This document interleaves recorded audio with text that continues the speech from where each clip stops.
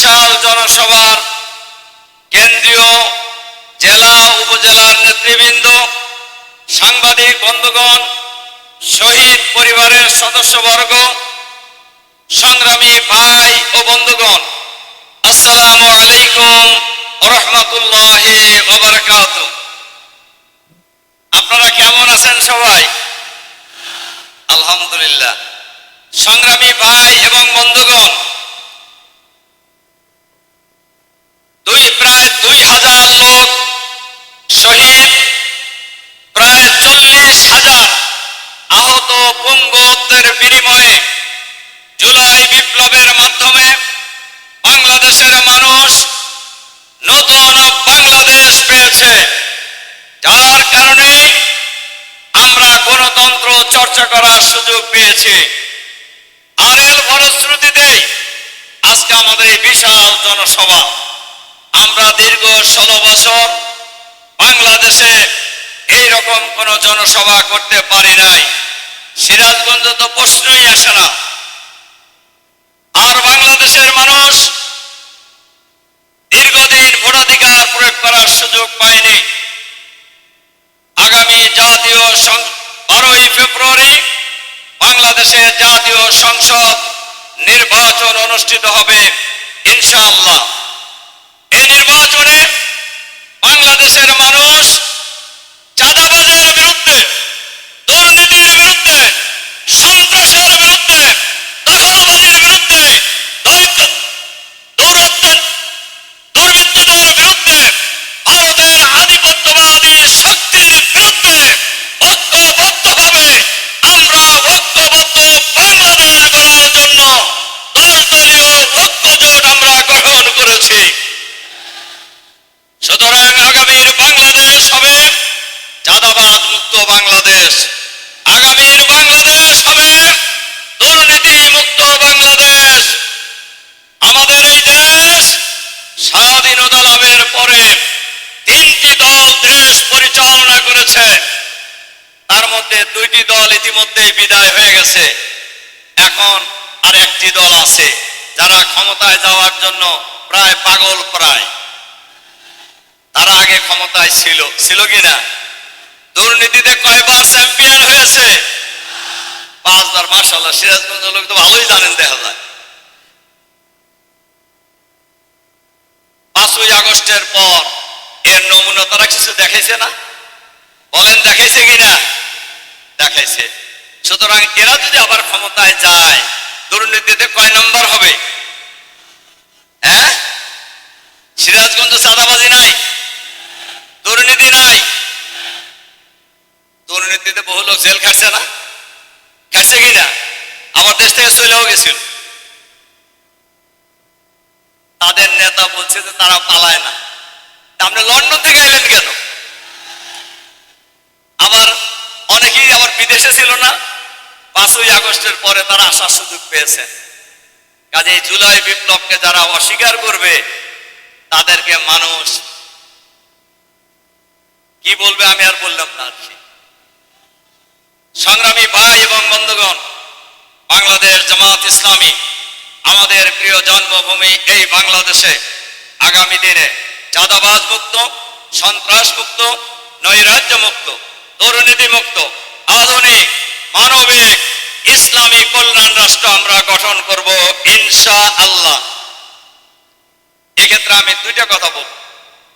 1 number হলো, আগামী নির্বাচনে জামাতের পক্ষে গণজোয়ার তৈরি হয়েছে, 10 দলীয় জোটের পক্ষে গণজোয়ার তৈরি হয়েছে।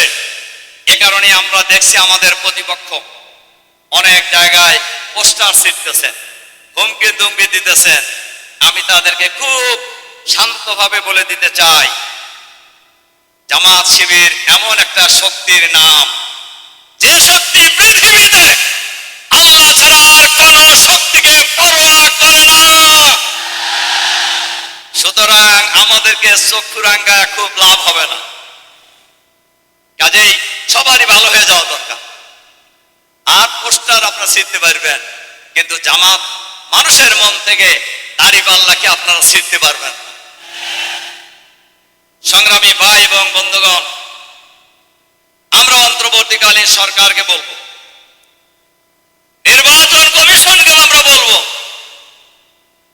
সরকারকে নিরপেক্ষ ভূমিকা রাখতে হবে, লেভেল প্লেইং ফিল্ড তৈরি করতে হবে, সবার জন্য সমান অধিকার নিশ্চিত করতে হবে, আইন শৃঙ্খলা পরিস্থিতির উন্নতি করতে হবে।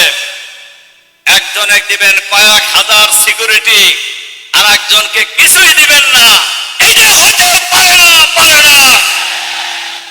বাংলাদেশের ভবিষ্যৎ প্রধানমন্ত্রী কে হবে এটা নির্ধারণ করবে বাংলাদেশের জনগণ 12ই ফেব্রুয়ারির নির্বাচনের মধ্য দিয়ে, ইনশাআল্লাহ। আমরা আগেও বলেছি আগামী দিনের ভাবি প্রধানমন্ত্রী আজকে একটু পরে এখানে বক্তব্য রাখবেন, ইনশাআল্লাহ। কিন্তু আমরা তো এটা দাবি করে আমরা আর্মি চাইতেছি না, বিডিআর চাইতেছি না, পুলিশ চাইতেছি না, র্যাব চাইতেছি না। সরকারকে আমরা বলবো, আমরা প্রধান উপদেষ্টার সাথে মিটিং এর সময় বলেছি সরকারকে নিরপেক্ষ থাকতে হবে। সরকার যদি কোন দলের পকেটে যায়, বাংলাদেশের জনগণ ফ্যাসিবাদকে যেভাবে মুক্ত করেছে, এই সকল সরকারের বিরুদ্ধে বাংলাদেশের মানুষ ঐক্যবদ্ধ প্রতিরোধ গড়ে তুলবে, ইনশাআল্লাহ। প্রশাসনকেও আমরা বলবো আপনারা নিরপেক্ষ থাকেন, আমরা কোনো এক্সট্রা ফ্যাসিলিটি চাই না। আচরণ বিধির ব্যাপারে, আইন শৃঙ্খলার ব্যাপারে সব বিষয়ে আপনারা নিরপেক্ষ থাকবেন। আমরা অনেক জায়গায় শুনতে পাচ্ছি আওয়ামী স্টাইলে নির্বাচন করার স্বপ্ন কেউ দেখছে। আমরা পরিষ্কার ভাবে বলতে চাই বাংলাদেশের জনগণ আওয়ামী স্টাইলের কোন নির্বাচন আর বাংলাদেশের মাটিতে হইতে দেবে না, দেবে না, ইনশাআল্লাহ। সংগ্রামী ভাই এবং বন্ধুগণ, জামাত ইসলামী যদি সরকার গঠনের সুযোগ পায়, আমাদের নেতা ডাক্তার শফিকুর রহমান বলেছেন আমাদের ইশতেহারও সামনে থাকবে। আমরা 60 বছরের ঊর্ধ্বে যত মানুষ আছে এবং 1 থেকে 5 বছরের যত শিশু আছে সবার আমরা বিনামূল্যে চিকিৎসা প্রদান করার ব্যবস্থা করা হবে, ইনশাআল্লাহ। সংগ্রামী ভাই এবং বন্ধুগণ, নির্বাচন কমিশনকে আমরা বলবো আপনারা নির্বাচনের আচরণ বিধিতে বলেছেন নির্বাচনকালীন সময়ে কোনো অনুদান দেওয়া যাবে না, কোনো ওয়াদা করা যাবে না। আপনাদের ঢাকায় করাইল বস্তিতে বস্তিবাসীদের জন্য বিল্ডিং বানায় দেওয়ার, ফ্ল্যাট দেওয়ার ঘোষণা কারা দিয়েছে? এটা কি আচরণ বিধির লঙ্ঘন নয়? ফ্যামিলি কার্ড, কৃষি কার্ড, অমুক কার্ড, তমুক কার্ড মেলা দেওয়ার ওয়াদা করতেছে, এটা কি আচরণ বিধির লঙ্ঘন নয়? দেখেন, একটা কথা বলি, আমার কথা শেষ করব। এক সরকার বলছিল 10 টাকা কেজি চাল খাওয়াব। আপনারা খাইছেন নাকি? আগে খাইছেন? এরকম ওয়াদা মেলা দেয়। আপনারাও ক্ষমতা আগে ছিলেন, ছিলেন না?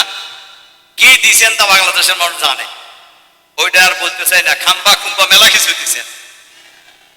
কাজেই আমরা দল মত জাতি বর্ণ ধর্ম নির্বিশেষে আমরা সবাই মিলে ঐক্যবদ্ধ বাংলাদেশ গড়ব, ইনশাআল্লাহ। যে বাংলাদেশে কোনো চাঁদাবাজি থাকবে না, দুর্নীতি থাকবে না, হয়রানি থাকবে না, সন্ত্রাস থাকবে না, খুনাখুনি থাকবে না, বৈষম্য থাকবে না। এই বাংলাদেশ হবে সাম্যের বাংলাদেশ, ইনসাফের বাংলাদেশ, দাঁড়িপাল্লার বাংলাদেশ, ইসলামের বাংলাদেশ। এই বাংলাদেশ হবে আল্লাহর আইন এবং সত্যের শাসনের বাংলাদেশ, ইনশাআল্লাহ। সেই প্রত্যয় ব্যক্ত করে আপনাদের প্রতি আবারও আন্তরিক সালাম মোবারকবাদ জানিয়ে আমার বক্তব্য এখানে শেষ করছি। আল্লাহ হাফেজ। জান্নাতি ঠিকানা ইসলামিক চ্যানেল, বেলকুচি, সিরাজগঞ্জ। আপনার প্রিয় বক্তার মহাগ্রন্থ আল কুরআনের আলোচনা শুনুন।